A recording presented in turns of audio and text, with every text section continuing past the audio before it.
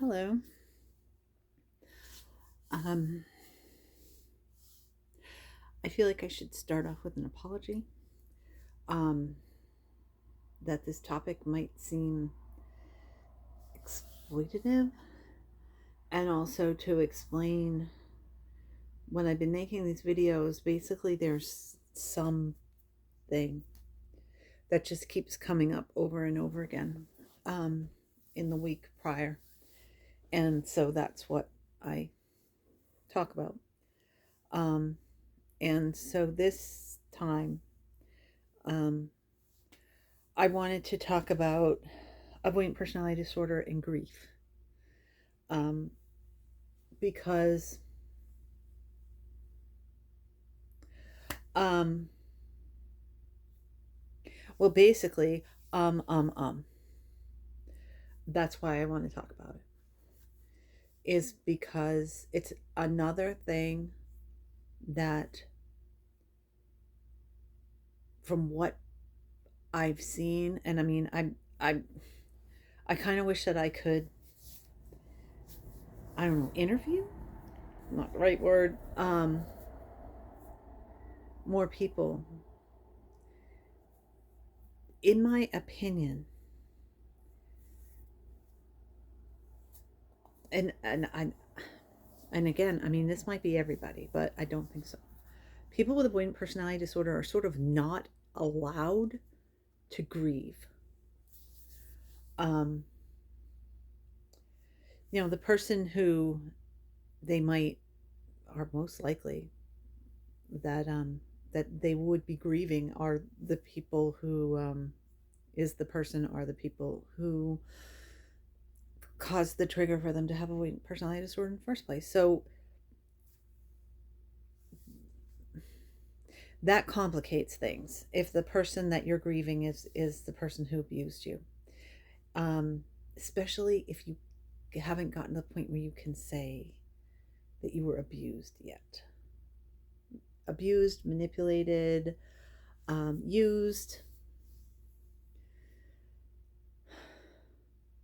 If if you were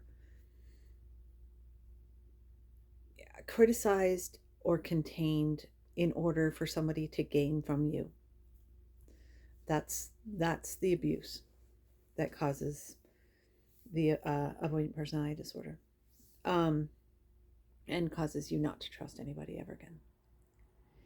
Um, because you don't trust yourself either.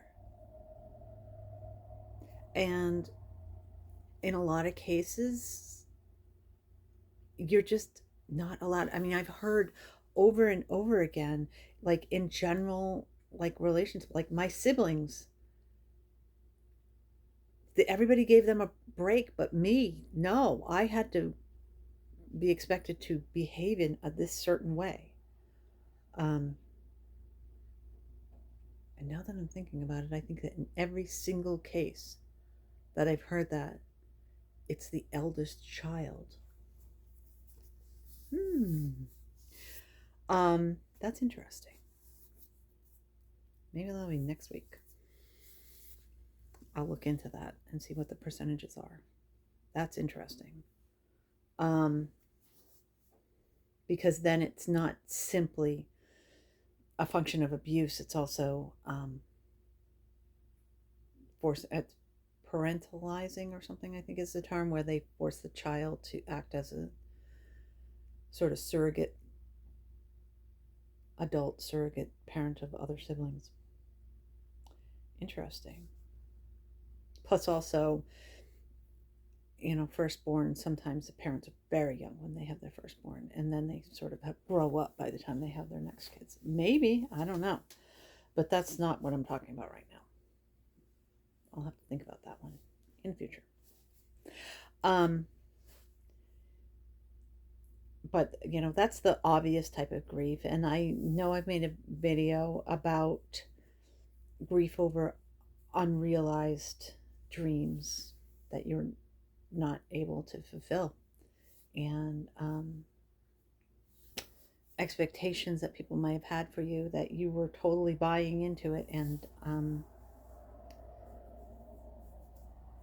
it's just not for you. But there's a, like, you live your whole life trying to achieve these things, and then all of a sudden you become an adult and you realize that these rules aren't applying to you in the same way. So there's that kind of grief. There's also a grief that is more personal, that is not performative, that is not expected, um, for something that you actually have loved and lost. Um, which is terribly sad. I mean, we just had the 4th of July, and I don't know how long you've been seeing these videos, but way back when, I used to do these walk and talk videos in the dark, and you couldn't really see it, but like one of the cats that I had, Pansy, she was my tuxedo cat. She was black and white and big cat, and had this big floppy belly, and was older, and I didn't even want her. I felt so guilty after it. She really, without a doubt, was the cat I've had that instantaneously bonded with me specifically, like the best. And I was keeping her like literally at arm's length. Um, she was afraid of really loud noises. She'd get really afraid of thunder, fireworks, and like really, really wanted to be right next to me and be comforted. And I still, you know, which this past week, 4th of July, was fireworks. We had really big storms, lots of thunder. And I'm guilty that I wasn't like as reciprocating. um, but I knew when I adopted her, I saw her first and got Pixie, which was the all black one. Um, I knew about her, and she was adopted immediately because she was so, attached to people so quickly. But then her new owner um, had a medical emergency and couldn't take care of her, and so they asked me to adopt her. I was like, okay, yeah, sure. So I mean, I knew what her personality was, and I still was like, she wasn't cute enough. I mean,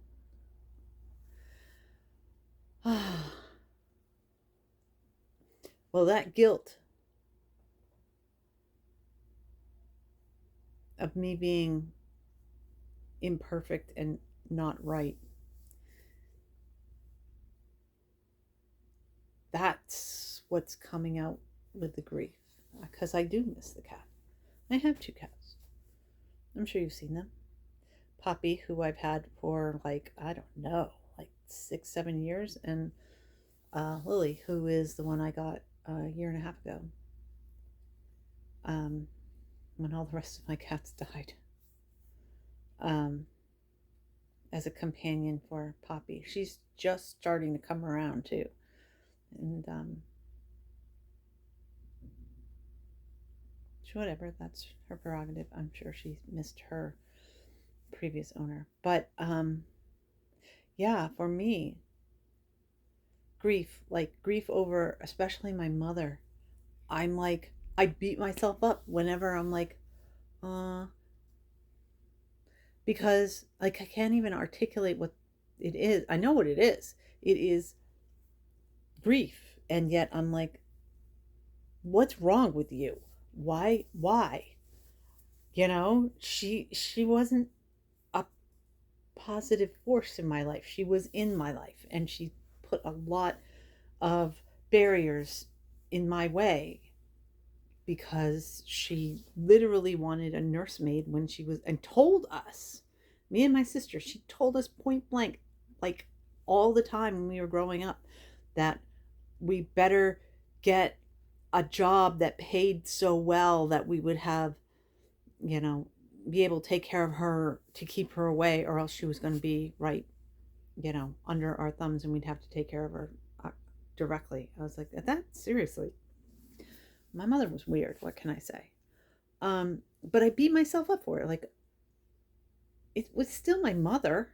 I mean, I don't have many people in my life at all. So that she was in my life, even if it wasn't great, even if it wasn't ideal.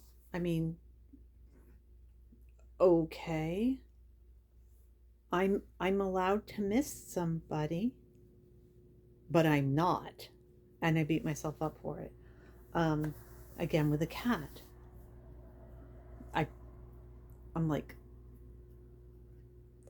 I'm mad and ashamed at myself every time I think of her, instead of being like a normal grief process. And I think that happens a lot to people with avoidant personality disorder. And I don't think it's just because of the difficulty in the came to mind was abnormal relationships that we had. I don't think that was it. I think it was, we were trained that our experiences, our feelings, was going on inside of us was not valid, was not as important, and had to be diminished because we had to hold space for other people's feelings and emotions, and they were way more important than ours, and we're not supposed to feel anything. I mean, my mother famously would get pissed off at me if I was tired because I wasn't allowed to be tired. So in other words, I'm not allowed to be like alive.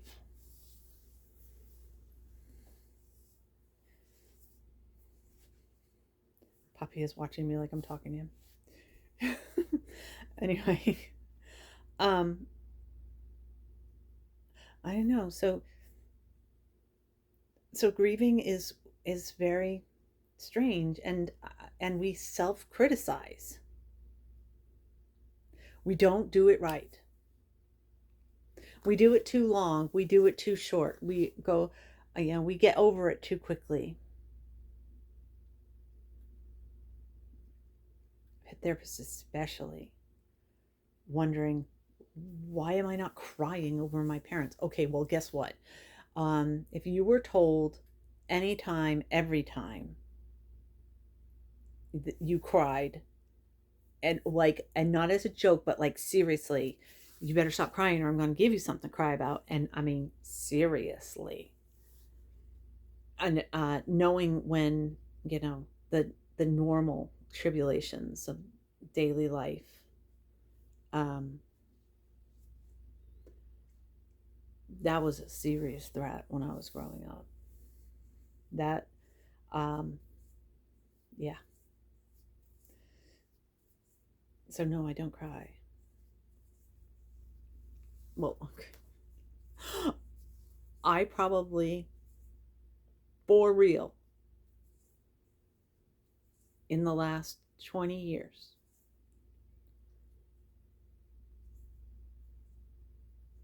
I would say at least 2/3 of the time I've cried, period, have been in videos that I've made. Not in therapy, not if I'm injured and I've been injured.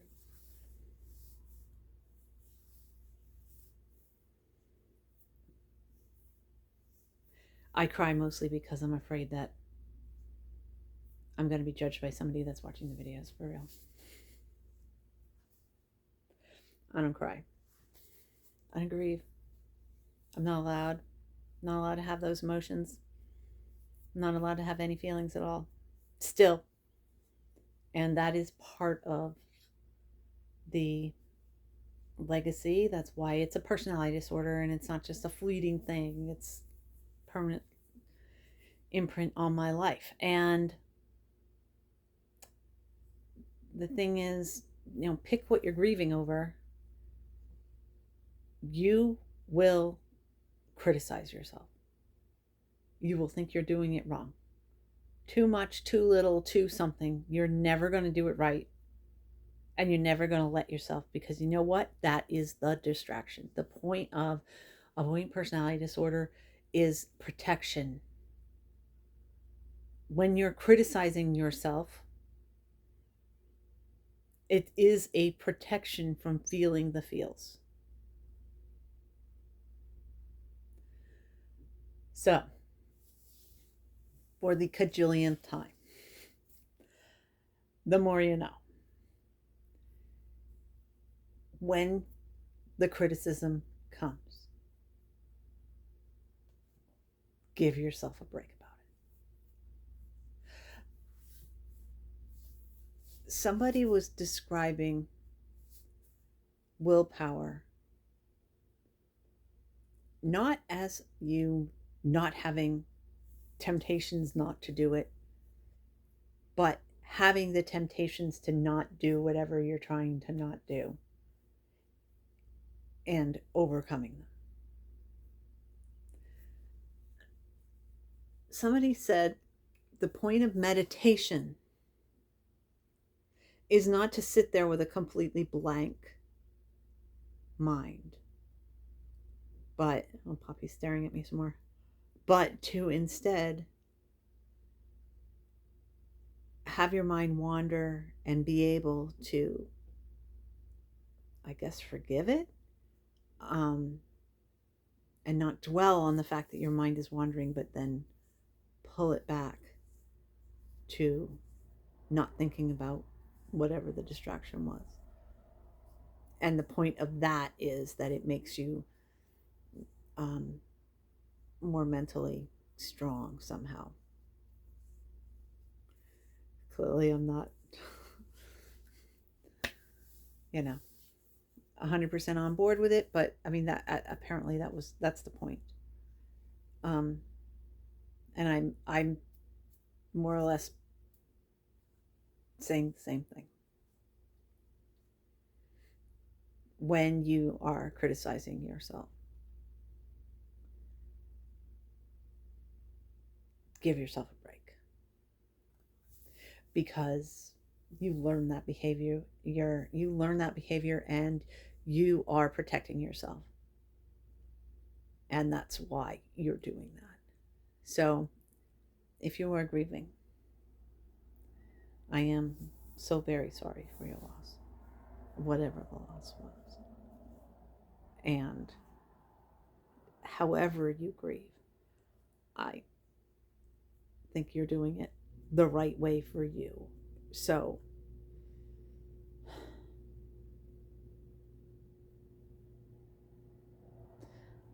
I hope that you can, when you do get sidetracked by whatever the self-criticism is that you're doing, that you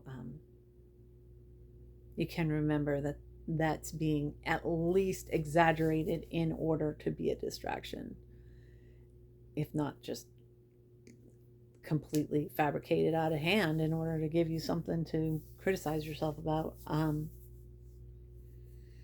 And that it is okay to grieve, and that you will get through the grief, and